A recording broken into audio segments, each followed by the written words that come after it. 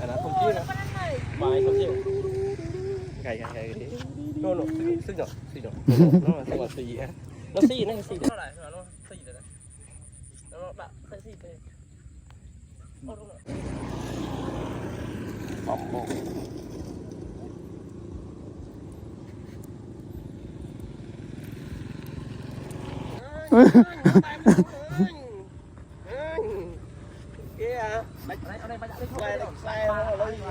Không mà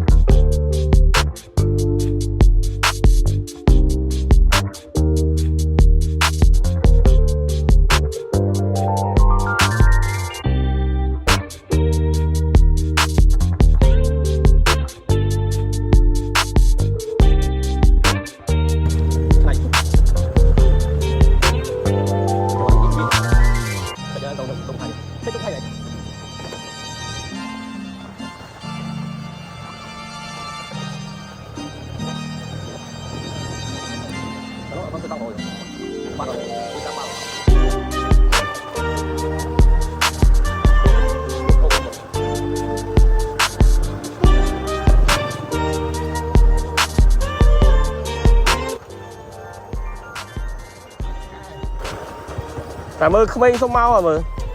Bây giờ anh Phụng đi. mau vô đây tao bắt này.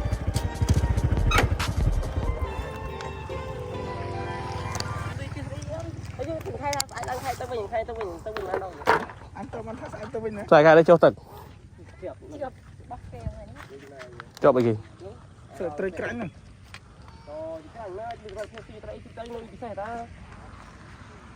Nè, bàn mà nè. Không có gì luôn.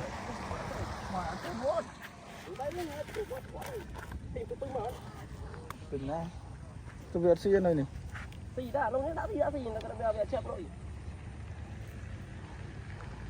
Anh Lý đã chắc chắn phết chứ?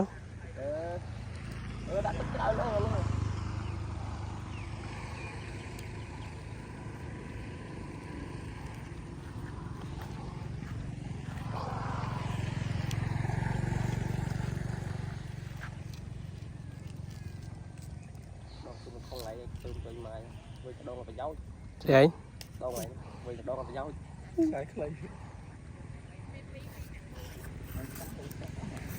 Anh chơi mau chứ nào mà nó trăm không cái bất ma bất ấy cái bất ma. Còn lịch hóa. Anh em mà anh ta lật viết tay này cái tay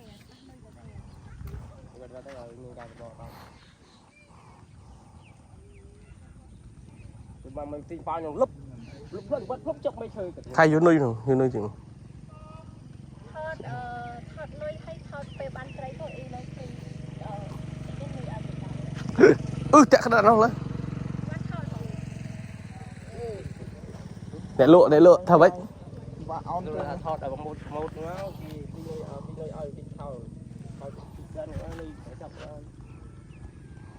đã chắc chắn phê mấy thằng ai này nuôi lần ít Anh chụp bạch đó. À nó Nga nó cắn chụp bạch mình cái chụp bạch à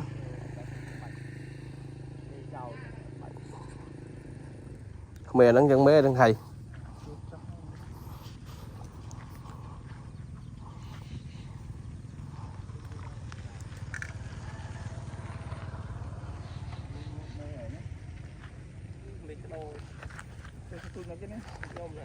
Độ bắt cháu đó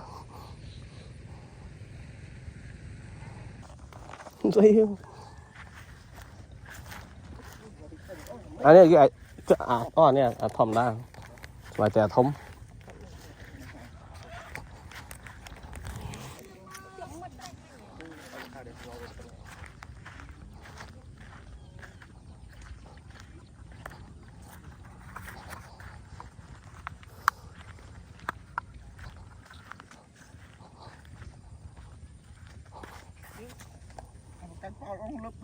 ngày thứ ly nữa ai thứ ly nó tay ly nào chứ liền nó liền sát đi nè thì anh có tập bài đó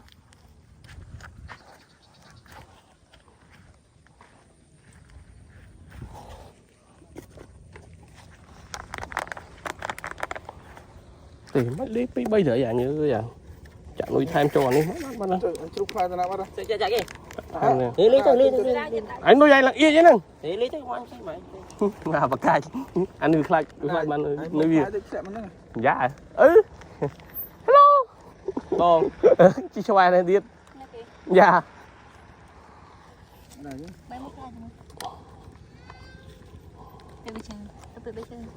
chân cho dạ lên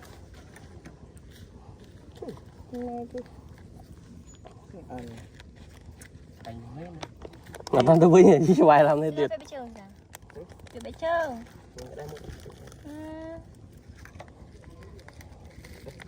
cô này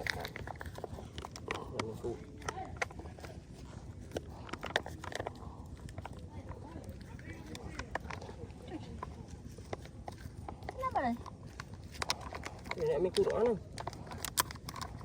cho nó mình cù đó cù được ở đây giờ mình cù bát không mau mấy pi không pi chiếng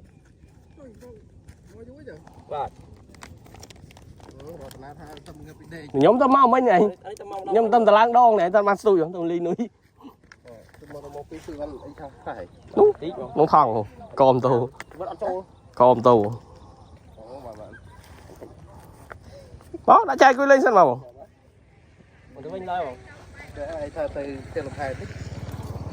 cùi stui lên xem nào cùi stui nó 10 ngày sửa bàn nữa chả bàn rồi tao mà rồi tinh trai ghế nè mấy nhỉ tinh trai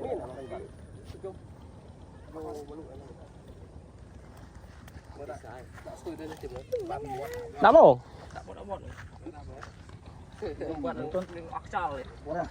ốc sao mấy con ốc sao vẫn trong cắt sao này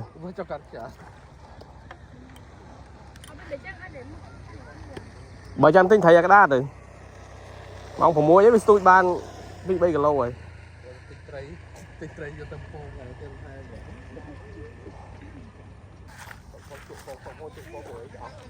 dùng bấy nha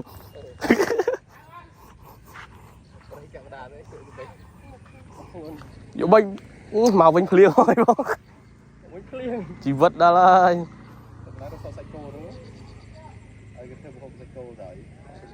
một ống rồi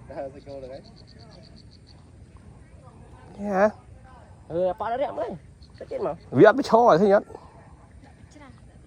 bán này bán này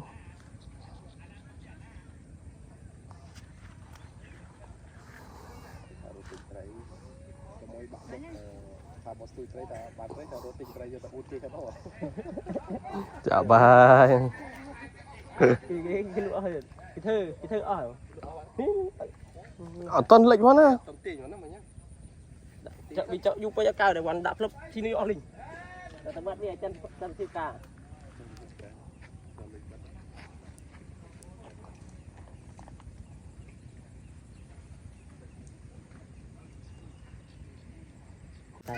cá chop người ta vui sân nơi rồi nơi nơi tiền cá thôi trăm tích đấy ở phía tới xuống máu anh khơi chứ lại khi chết túi rồi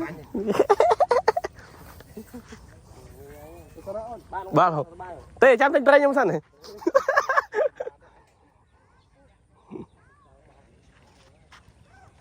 tao vinh là nghe nhé không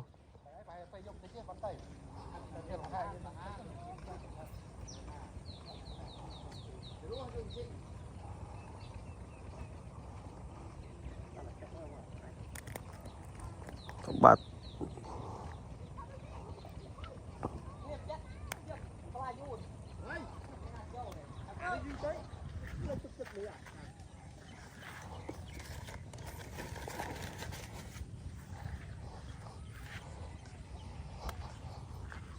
khai đã mày xí lấy khô tao đôn này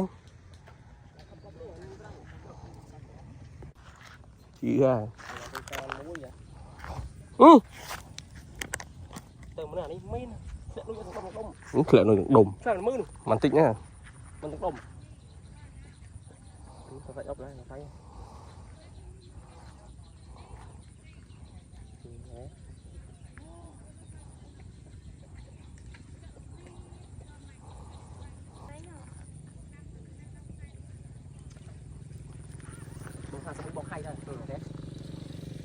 lại vùng Việt đó à chốc lại chơi chuyện đây vì tin cháu là sao mấy này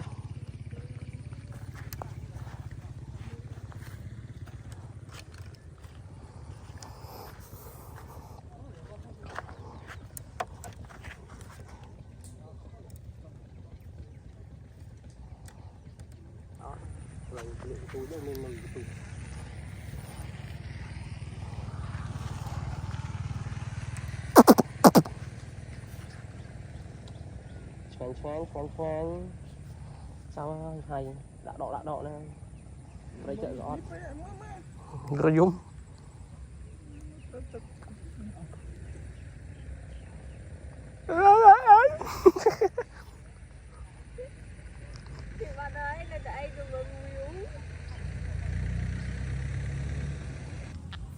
mà cứu em đâu mà cứu nè nơi cặp pư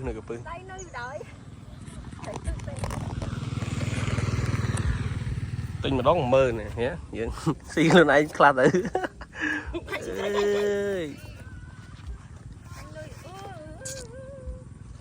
anh nuôi bên những cái đó thì đi lép này người sao đó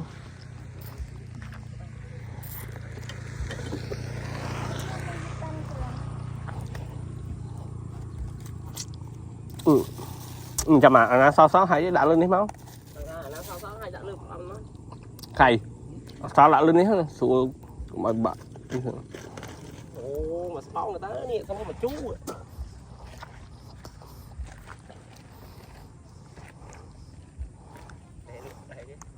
bóng nhà coi như này tí thầy ô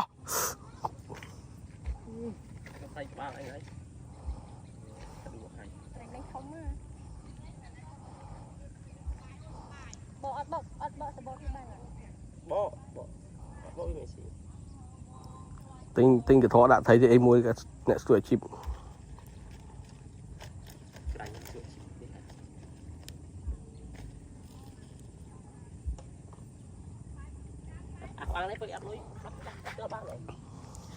cái gì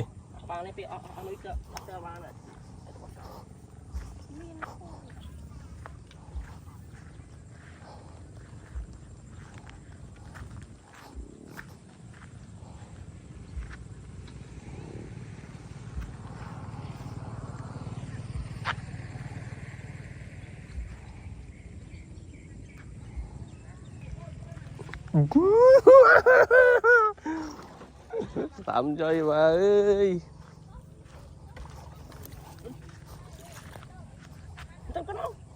vọt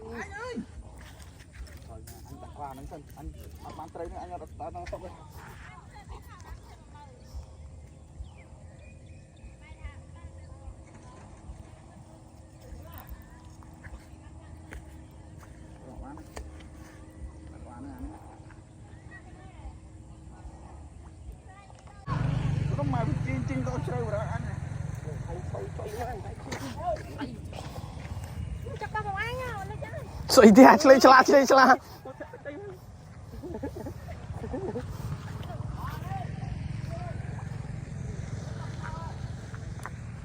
hay không sạch cả khơi đi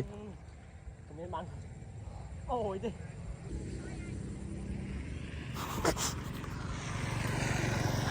cả dược từ màu ngang gì đấy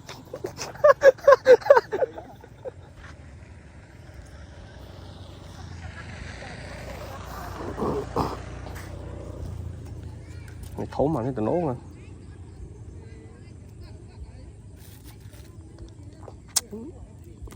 Thằng anh nó bị ăn mà xí không?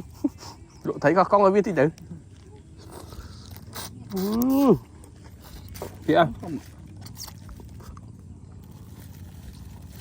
Đau ơi.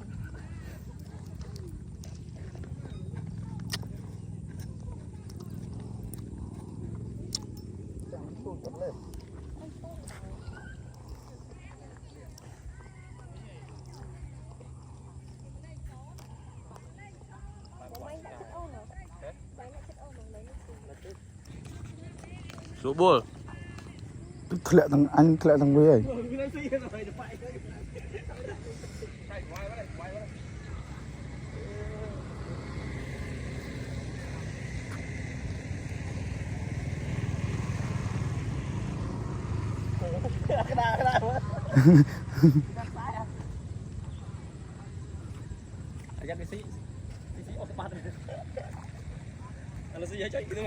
Anh ô đó hả?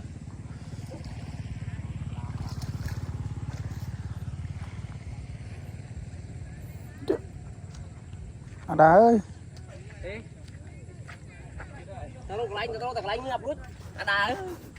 Thế đấy rồi. Ốc tao nâng cái đôi mà. Chưa. Nó ta cái lấy này. Rồi đây sọc ban vào đó.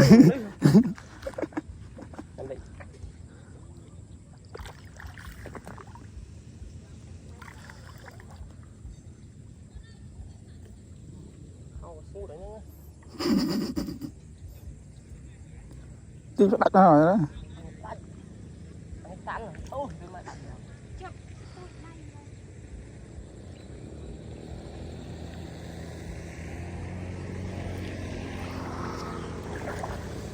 Là bọn nó bên tay bọn nó coi.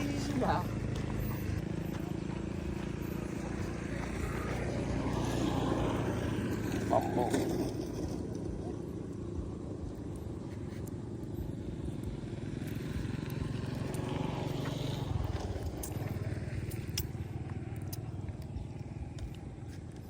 Nên nồi giờ này.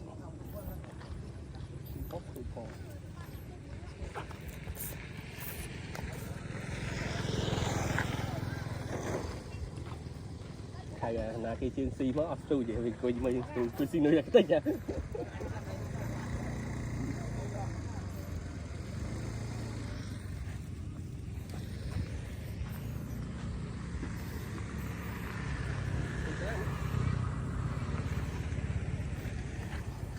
Hay cho cái này.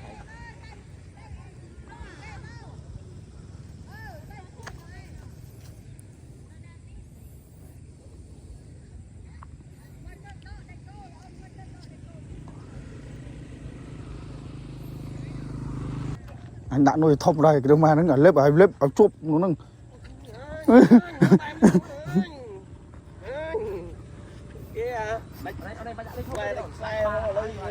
Thông mà.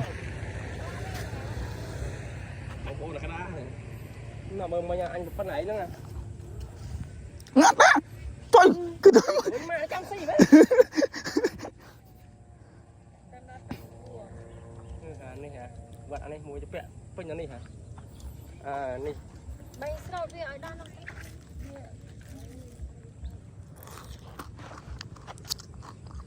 Coi. Cam mặt. Bóc mình. Mà muốn mua cầm ní. Đây bạch chốt đã sát đi. Đã có báo đi.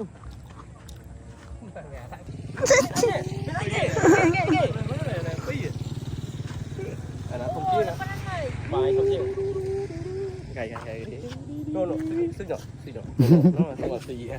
Nó xì đấy. Cái đôi mà nó bị cười được khắp thế này. Không à. Block tôi sao? Mà phì lâu rồi. Hạt tây với phì lâu. Mình bóc ngập lại.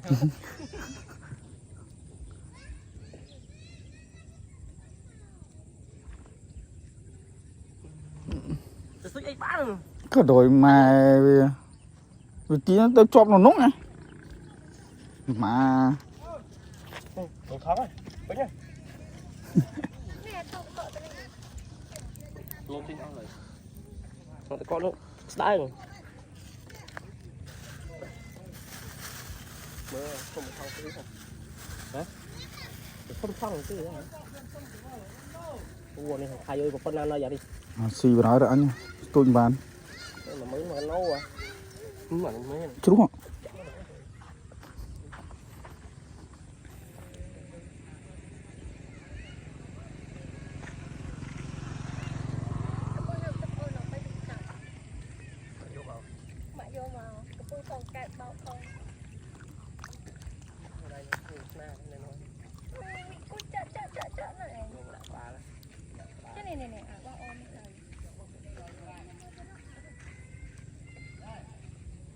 cái vai đây vậy cắt cái này mà anh ba là mình ba bịch tí thả nè khu này quả thông kia tôi ra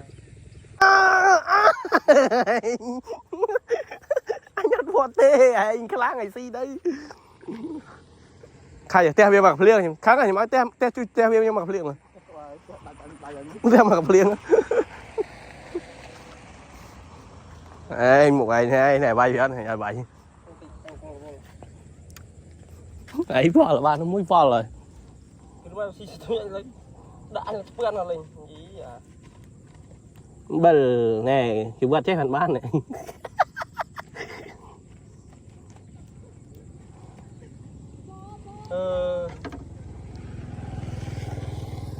mất bạn ăn này vậy như trâu à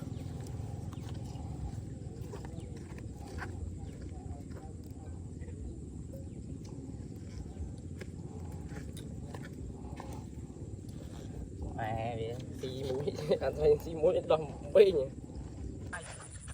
nó lại nó xì rồi đấy nó bạn thấy xì thế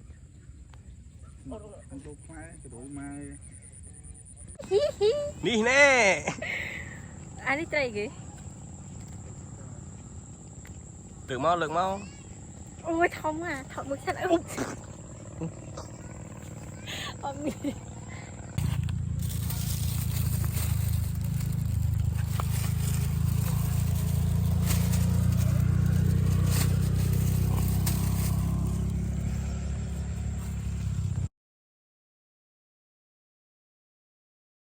lại đây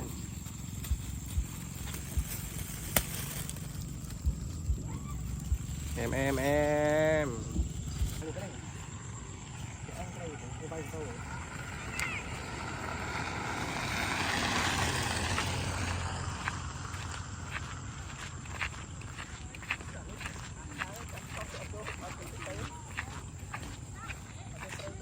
để vô mà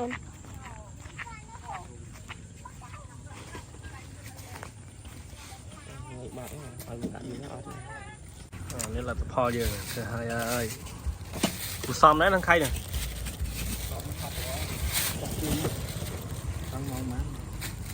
màu bay chiều chật buồn đấy đó bàn bắn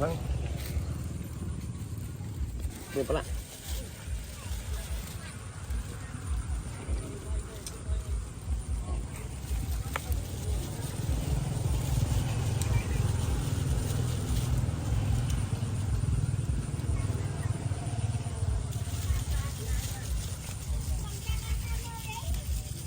được không?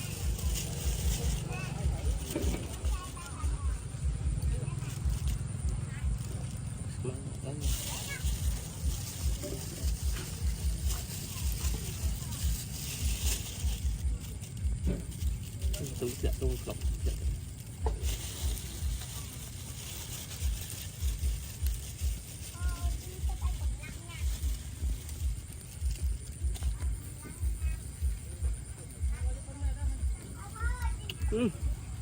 Ramba này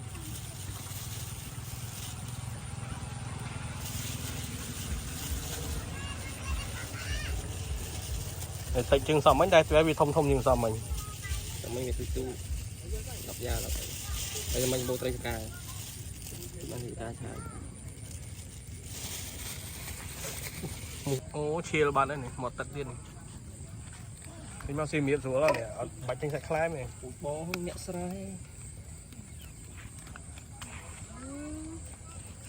nay trầm rừng sợi miền tây lối lan chung bay tai sẽ đây mùi nắng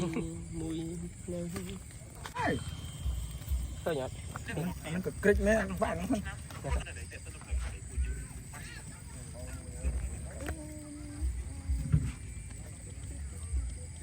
ai sẽ nắng ăn miếng côn flu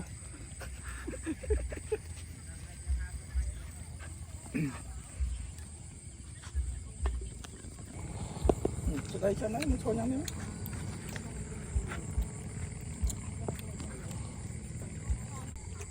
đi xăm rất bị mình nói là tình tình bạn công ty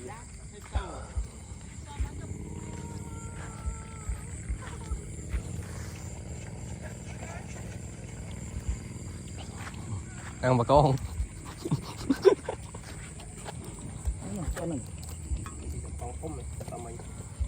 gì thì ai cho ngon xăm cho gì à mình xịt con không cụt nếu xịt con không đó té thật bán mà phòng wow đã là người ăn trong cái gì chưa kìa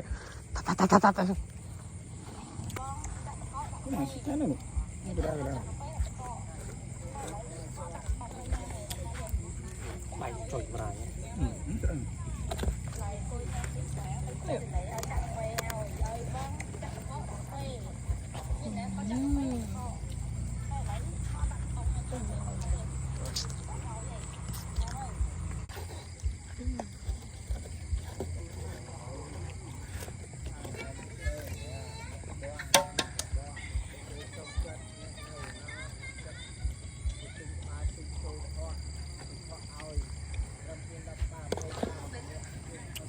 mà tiền rượt đi mất nha thấy tiền rượt đi hết nha thèm quá cái nói tiền rượt đi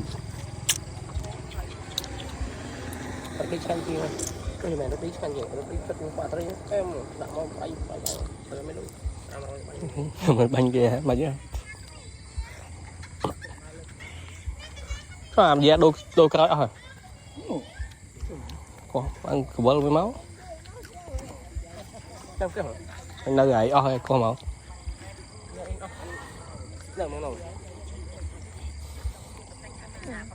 thấy hơi bông như môi rồi bạn có muốn quá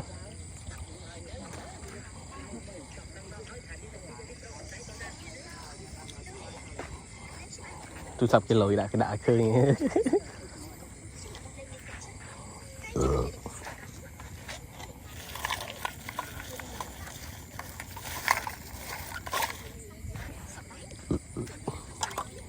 mấy khám này đó đạo con hối đạo pin nè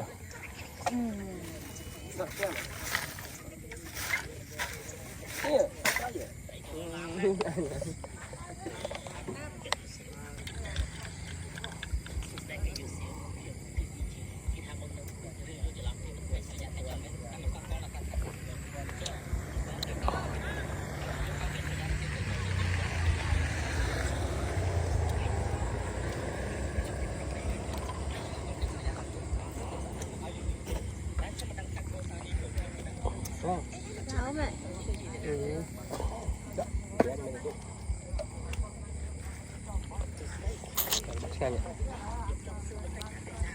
Nó tới cái trap. Nih, trap ya nih.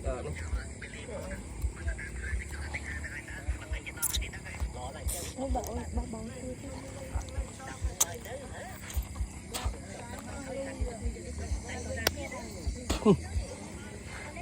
đánh rồi.